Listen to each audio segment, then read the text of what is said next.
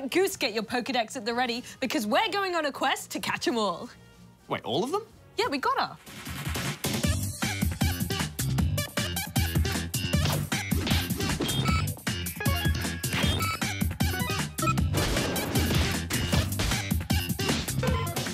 Pokémon is an enormous franchise with numerous video games, TV shows, movies, comics, books, a card game, and it all dates back to 1996 with Pokémon Red and Blue.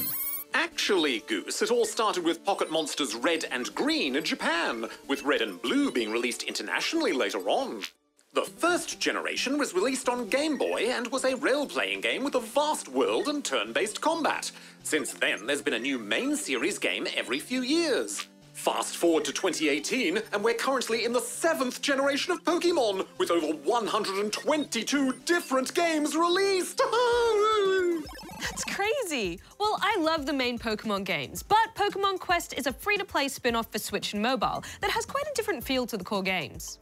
For one, the art style is something we've not seen before from the Pocket Monsters. It's blocky and pastel with all the Pokémon appearing as bouncing square versions. It's pretty cute, and it's cool to see a new spin on a classic look. Yeah, it is a curious change. I can't say straight away I loved this art style. There are so many mobile games with this look already, for example, Crossy Road, so to me it felt a little uninspired.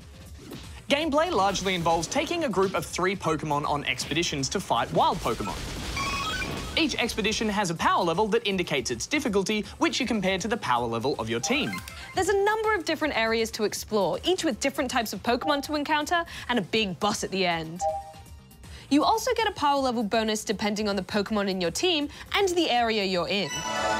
Once you do jump in, it's time to fight some wild Pokémon. Your team will automatically search the map, and it's your job to activate special abilities when your Pokémon get in battles, to help turn the tide in your favour. You can also set it to automatically use these abilities, but then it's pretty boring because you're not really doing anything. But even with manually triggering abilities, it can be a little frustrating because you can't aim where your Pokémon are facing. You just have to wait until it looks like your Pokémon is in the right direction and in range, but I found I often missed. Even so, I liked the pacing and I found it quite engaging. It is all a bit random and haphazard for my liking.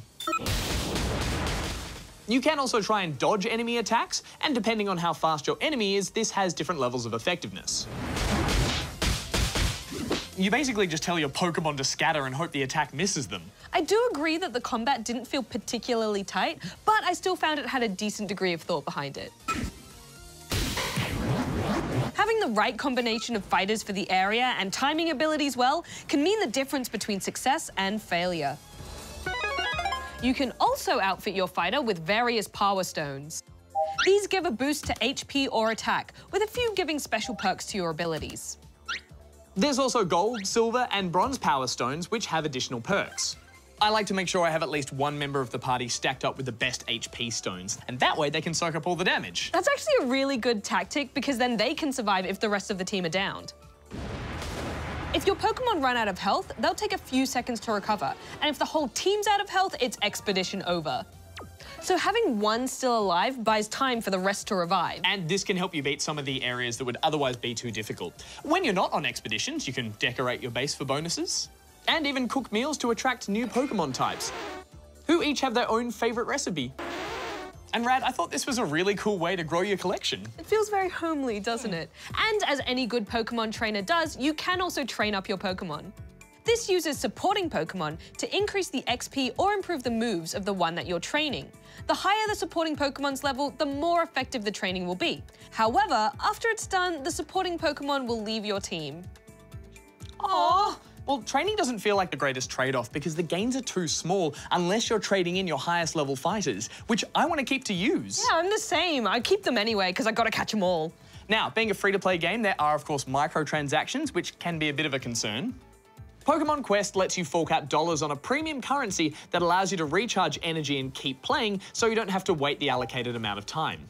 But I actually found there's heaps available before you need to. We should wrap this up. Final thoughts? I had a lot of fun here, even with how imprecise the combat sometimes felt. There's always something to do and collect and improve, and I love the little pocket monsters. I'm giving Pokémon Quest 3.5 out of 5 rubber chickens. It is nice for short sessions on the bus, but being a free-to-play game, it does lack some of that depth. It's worth jumping in if you can't wait until Let's Go Pikachu and Eevee comes out, but I can't see myself playing much more of this, so I'm giving it 2.5 out of 5 rubber chickens.